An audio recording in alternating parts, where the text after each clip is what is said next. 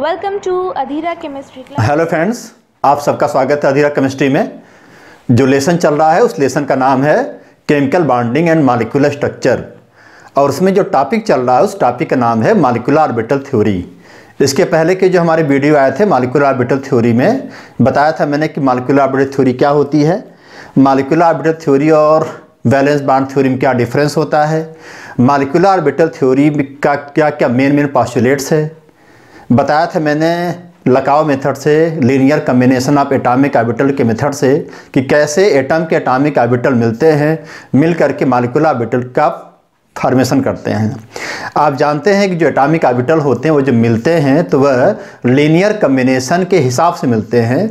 इनके मिलने का दो मैनर होता है, एक होता इन फेज में, एक होता आउट ऑफ फेज में। तो अगर एटॉमिक ऑर्बिटल इन फेज में मिलते हैं तब बनता है बॉन्डिंग मॉलिक्यूलर ऑर्बिटल, और जब आउट ऑफ फेज में मिलते हैं तब बनता है anti bonding molecular orbital. Atomic orbital मिल करके बहुत सारे मॉलिक्यूलर ऑर्बिटल का फॉर्मेशन करते हैं। इन सभी मॉलिक्यूलर ऑर्बिटल की अलग अलग एनर्जी होती है। सभी मॉलिक्यूलर ऑर्बिटल को जब उनके बढ़ते हुए एनर्जी के आर्डर में अरेंज करते हैं तो एक डायग्राम बनता है। उस डायग्राम का नाम होता है molecular orbital energy level diagram. इसी molecular orbital energy level diagram में इलेक्ट्रॉनों को भरते जाते हैं। भरने पर एक सीक्वेंस मिलता है। यह जो सीक्वेंस होता है अबाउ प्रिंसिपल, पाउली प्रिंसिपल और होर्न्स के रूल को मानता है, और इस सीक्वेंस को जब अरेंज करते हैं इलेक्ट्रॉनों के भरने के आधार पे तो मॉलिक्यूलर ऑर्बिटल इलेक्ट्रॉनिक कॉन्फ़िगरेशन मिलता है। इसी मॉलिक्यूलर ऑर्बिटल इलेक्ट्रॉनिक कॉन्फ़िगरेशन के आधार पे हम बॉन्ड ऑर्डर निकालते हैं। यह भी पता करते हैं कि मॉलिक्यूल पैरा है कि डाया है। इसके पहले के जो हमारे वीडियो थे उसमें मैंने हाइड्रोजन मॉलिक्यूल पर, हीलियम मॉलिक्यूल पर, लिथियम मॉलिक्यूल पर हमारा वीडियो आ चुका है। आज का जो हमारा वीडियो होगा वह वीडियो होगा नाइट्रोजन मॉलिक्यूल और उसके आयन पर, N2, N2 प्लस और N2 माइनस पे हम बात करेंगे। N2 प्लस, N2 माइनस और N2 माइनस पे बात करेंगे और बताएंगे कि मॉलिक्यूल का molecular orbital energy level diagram क्या होता है, उसका बॉन्ड ऑर्डर क्या होता है, मॉलिक्यूल पैरा है कि डाया है। तो आते हैं N2 मॉलिक्यूल। N2 मॉलिक्यूल का फॉर्मेशन तब होगा जब दो N एटम आपस में मिलेंगे और इनके एटॉमिक ऑर्बिटल आपस में इन फेज में और आउट ऑफ फेज में देन क्या करेंगे, ओवरलैप करेंगे। ठीक है, तब पहले ये जानना होगा N2 मॉलिक्यूल का फॉर्मेशन कैसे होगा। तो N2 में एक एक N में इलेक्ट्रॉन साथ होता है, इसमें भी साथ होगा और इसमें भी साथ है। अब ये दोनों मिलेंगे तो N2 में इलेक्ट्रॉन कितना हो जाएगा, 14 माने 14। ठीक है, अब हम बताएंगे कि N के दोनों के एटॉमिक ऑर्बिटल कैसे मिल करके N2 का फॉर्मेशन करते हैं। तो एक नाइट्रोजन में जो एक नाइट्रोजन का इलेक्ट्रॉनिक कम्युनिकेशन देखो कितना होता है, 1s2, 2s2, 2px1, 2py1, 2pz1। ठीक, ऐसे ही दूसरे का 1s2, 2s2, 2px1, 2py1, 2pz1। अब 1s मिलेगा तो बनेगा sigma 1s, sigma star 1s। 2s मिलेगा तो बनेगा sigma 2s, sigma star 2s। 2px होगा तो sigma 2px, sigma star 2px। 2py होगा तो sigma 2py, sigma star 2py। 2pz होगा तो सिग्मा 2pz और सिग्मा स्टार 2pz। अब जो 10 बने हैं 10 में से 5 होगा BMO, 5 होगा ABMO। अब इन्हीं को जब अरेंज करेंगे तो एक डायग्राम मिलेगा। उस डायग्राम का नाम होगा molecular orbital energy level diagram होगा, और ये जो डायग्राम होगा वह मॉलिक्यूलर स्पेक्ट्रोस्कोपी के आधार पे है। स्पेक्ट्रोस्कोपी के आधार पे हम पता करते हैं कि किसकी एनर्जी ज़्यादा है, किसकी एनर्जी कम है। तो इस आधार पे एक सीक्वेंस आएगा। उस सीक्वेंस को हम पहले सीक्वेंस के आधार पे हम बनाएंगे molecular orbital energy level diagram. तो पहले हम सीक्वेंस को लिख लेते हैं, या हम पहले डायग्राम को ही बना लेते हैं। ठीक है, उसी डायग्राम के आधार पे हमारा सीक्वेंस होगा। तो हम शुरुआत करते हैं molecular orbital energy level diagram का। ठीक है, 1s sigma 1s sigma star 1s, ये 1s का 1s से हो गया। 2s sigma 2s sigma star 2s, यह 2s का 2s से हो गया। अब है 2px 2py 2pz 2pz 2py 2px। ठीक है, 2px से बनेगा sigma 2px sigma star 2px, लेकिन जो सिग्मा 2px होगा उसकी एनर्जी पाई 2py या पाई 2pz से ज़्यादा होगी। यह स्पेक्ट्रोस्कोपिक आधार पर निकाला गया है। तो पाई 2py पाई 2pz sigma 2px pi star 2py pi star 2pz sigma star 2px। तो यह इससे होगा, यह इससे है, यह इससे है और यह इससे है। ध्यान से देखिएगा। ठीक, अब यह इससे बनाएगा तो यह इससे हो जाएगा, यह इससे है तो यह इससे है, यह इससे, फिर यह इससे होगा तो फिर यह इससे होगा। ठीक, अब मैंने यह जो बनाया है इसका नाम है molecular orbital energy level diagram. n2 के लिए है, n2 प्लस के लिए है, n2 माइनस के लिए, n2 प्लस प्लस के लिए है। अब इसी में इलेक्ट्रॉन हम भरते जाएंगे और यह हमारा बढ़ता हुआ एनर्जी का ऑर्डर है। ठीक है, तो इसका नाम क्या है? 1s। इसका नाम क्या है? 1s बनेगा sigma star 1s sigma star 1s। इसका नाम क्या है? 2s। इसका नाम क्या है? 2s क्या ना 1s से सिग्मा 1s, इसका नाम है सिग्मा स्टार 1s। इसका नाम है सिग्मा 2s, इसका नाम है सिग्मा स्टार 2s। ठीक, इसका नाम है 2px 2py 2pz। इसका भी नाम क्या है? 2px 2py 2pz। ठीक, इसका नाम है पाई 2py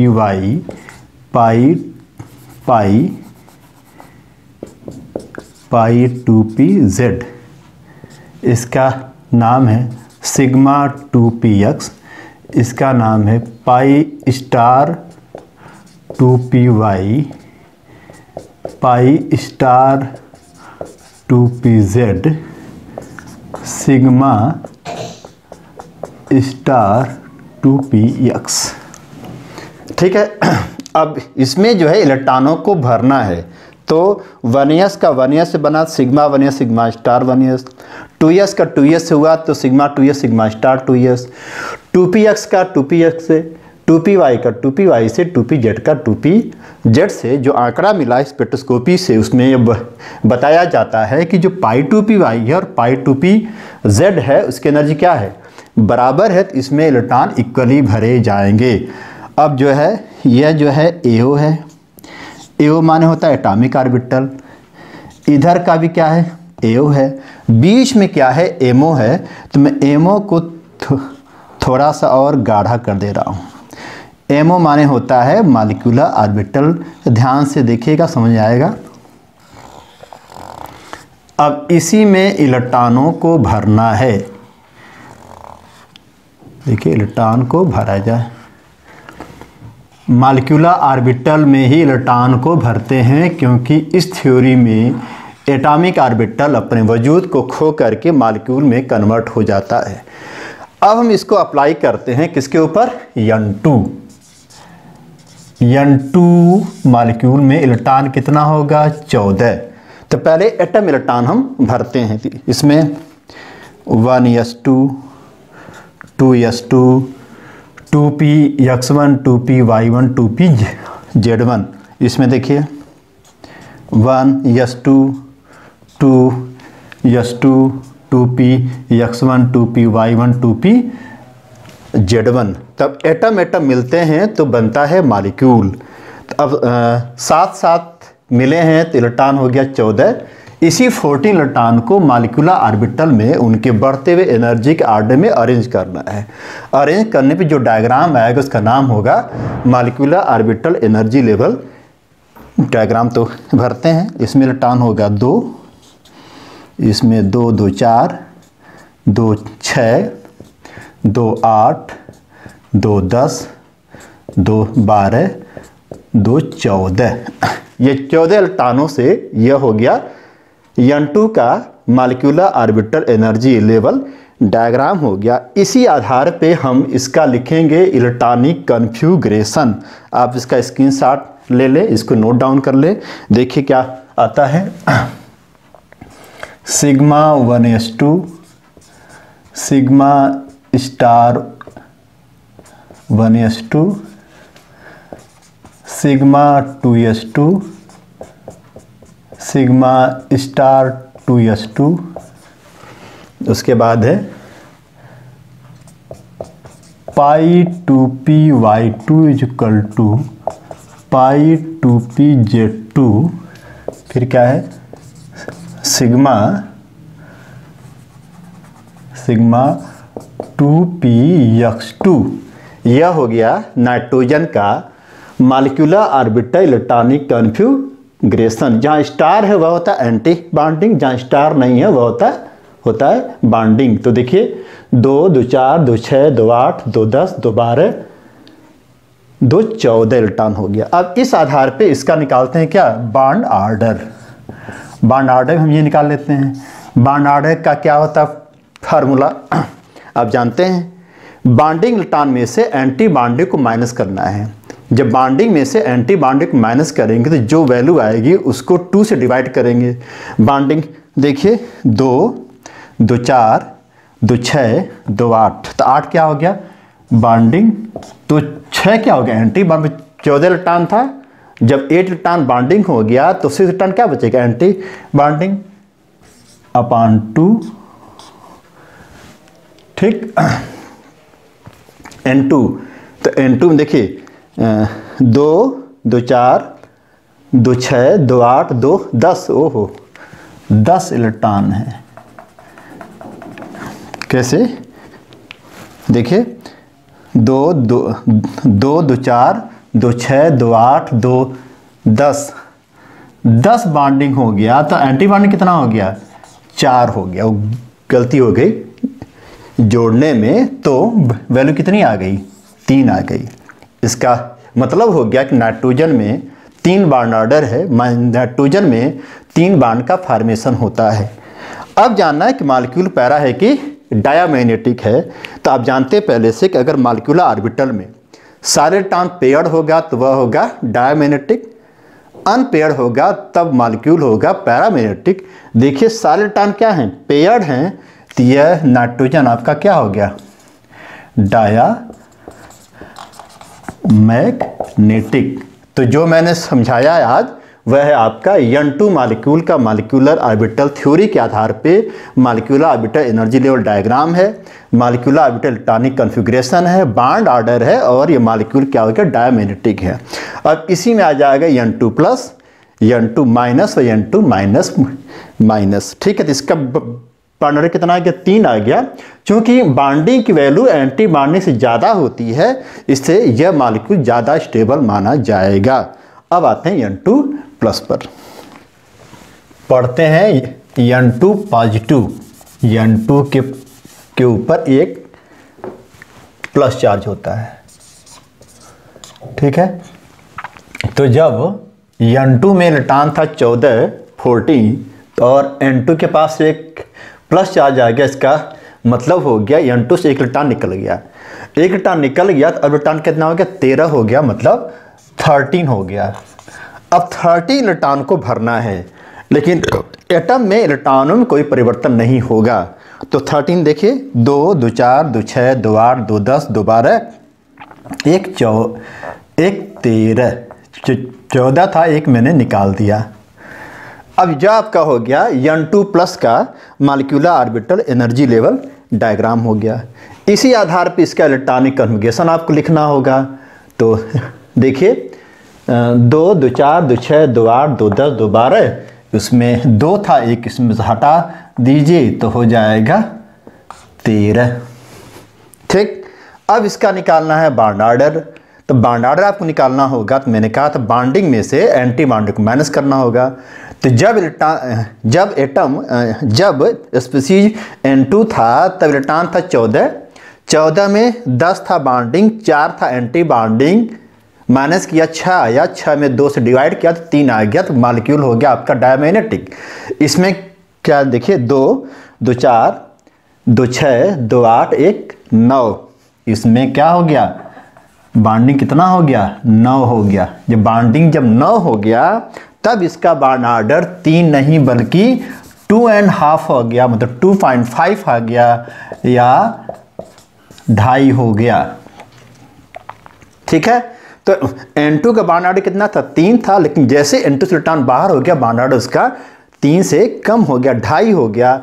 और मॉलिक्यूल देखिए चूंकि इसमें एक अनपेयर्ड आ गया तो ये मॉलिक्यूल डायस क्या हो गया पैरा हो गया। क्या हो गया पैरा हो गया। देखिए तो इसके पहले जो था वह था N2 का, तो N2 में इलेक्ट्रॉन 14 बॉन्ड ऑर्डर 3, मॉलिक्यूल था डायमैग्नेटिक। N2 प्लस में इलेक्ट्रॉन 13 बॉन्ड ऑर्डर 2.5 2.5 और वह मॉलिक्यूल हो गया पैरामैग्नेटिक।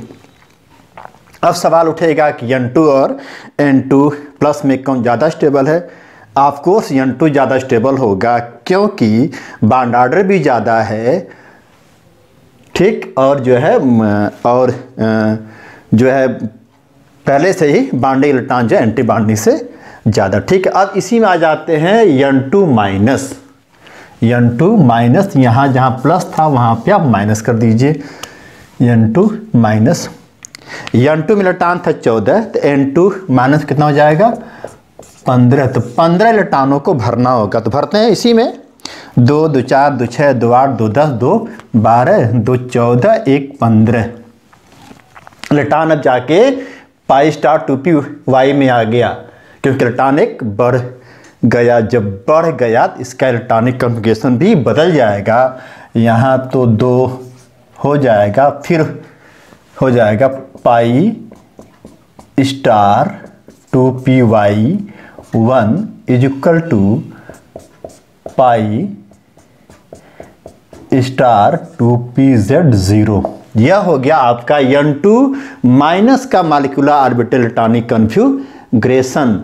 अब इस आधार पे N2 माइनस का भी आप निकालेंगे बॉन्ड ऑर्डर, तो N2 माइनस का बॉन्ड ऑर्डर निकालने के वही काम करेंगे। बॉन्डिंग में से एंटी बॉन्डिंग को माइनस करें। देखिए बॉन्डिंग 2 2 4 2 6 2 8 2 10, बॉन्डिंग कितना हो गया 10। ठीक है, अब एंटी बॉन्डिंग में 2 2 4 और 1 5, क्योंकि 15 था तो यहाँ पर आ गया 5 एंटी बॉन्डिंग। बॉन्ड ऑर्डर इसका भी 2.5 आएगा। N2 प्लस का भी 2.5 था, N2 माइनस का भी 2.5 था। अब मॉलिक्यूल यह भी पैरामैग्नेटिक है। ठीक है, N2 में बॉन्ड ऑर्डर 3 था, मॉलिक्यूल था डायमैग्नेटिक, इलेक्ट्रॉन था 14। N2 प्लस में बॉन्ड ऑर्डर 2.5 था, मॉलिक्यूल था पैरामैग्नेटिक, इलेक्ट्रॉन था 13। N2 माइनस में बॉन्ड ऑर्डर 2.5 है, मॉलिक्यूल पैरामैग्नेटिक है, लेकिन इलेक्ट्रॉन हो गया 15। अब ऐसे आता है किसका N2 माइनस का, तो N2 माइनस में इलेक्ट्रॉन हो जाएगा 16। अब भरना होगा तो 2 2 4 2 6 2 8 2 10 2 12 2 14 1 15 1 16। यह ऑक्सीजन जैसा लग रहा है। और इस वक्त क्या होगा बॉन्ड ऑर्डर निकालना होगा, तो बॉन्डिंग तो 10 होगा लेकिन एंटी बॉन्डिंग हो जाएगा 6। देखिए क्योंकि 2 इलेक्ट्रॉन एक electron pi star 2p pi star 2p Z में है। अब बॉन्ड ऑर्डर 2 नहीं बल्कि क्या हो जाएगा 2। अब मॉलिक्यूल हो जाएगा पैरामैग्नेटिक और पाई स्टार 2p जेड के पास इलेक्ट्रॉन हो जाएगा 1। ठीक है, तो यह हो गया N2 माइनस का। अब देखिए, मैंने आज की वीडियो में N2 मॉलिक्यूल और उसके आयनों पे बात किया, तो मैं कितना लिया, 4 स्पीसीज लिया। इसको हम फिर से इसको हम समराइज करते हैं। बस यही बात आपसे बोलनी है कि N2 का फॉर्मेशन तब होगा जब 2 N एटम आपस में मिलेंगे, मिल करके N2 का फॉर्मेशन करते हैं। N2 की स्पीसीज को मैंने बात किया था 4, एक था N2, दूसरा था N2 प्लस, तीसरा था N2 माइनस, चौथा था N2 माइनस माइनस। इसको हम फिर से कंपेयर कर दे रहे हैं। सबसे ज़्यादा स्टेबल होगा N2 क्योंकि बॉन्ड ऑर्डर था 3। उसके बाद होगा N2 प्लस क्योंकि बॉन्ड ऑर्डर था 2.5। उसके बाद होगा N2 माइनस क्योंकि बॉन्ड ऑर्डर 2.5। सबसे कम होगा N2 माइनस माइनस क्योंकि बॉन्ड ऑर्डर था 2। अब सवाल आता है कि N2 प्लस और N2 माइनस का बॉन्ड ऑर्डर 2.5 था, सेम था, 2.5 था, लेकिन उसके बाद भी इसकी स्टेबिलिटी क्यों ज़्यादा है? क्योंकि आप जानते हैं कि जिसमें बॉन्डिल्टन ज़्यादा रहता है उसकी स्टेबिलिटी ज़्यादा रहती है, क्योंकि इसमें Nb की वैल्यू Na से ज़्यादा है। Nb is the bonding electron and Na is the anti bonding electron. और सबका बॉन्ड ऑर्डर निकाल दिया। मॉलिक्यूल में यह मॉलिक्यूल था डायमैग्नेटिक, लेकिन सारे मॉलिक्यूल हैं पैरामैग्नेटिक। ठीक है, दिया आज का जो हमारा वीडियो था वह N2 मॉलिक्यूल के बारे में बातचीत हुई थी। वीडियो आपको समझ में आया है? लाइक कर दीजिएगा, शेयर कर दीजिएगा। इससे सवाल मेडिकल और इंजीनियरिंग में पूछे जाते हैं, और जो बच्चे 11th के हैं उन बच्चों के लिए भी ये बहुत फ़ायदेमंद है। BSc पार्ट 1 के लिए भी बहुत फ़ायदेमंद है। वीडियो को शेयर कर दीजिएगा, लाइक कर दीजिएगा। जो लोग अभी तक हमारे YouTube चैनल पे नए आए हैं, प्लीज़ अधीरा केमिस्ट्री को सब्सक्राइब कीजिए। ऐसे ऐसे वीडियो आपको मिलते रहेंगे। बहुत बहुत धन्यवाद।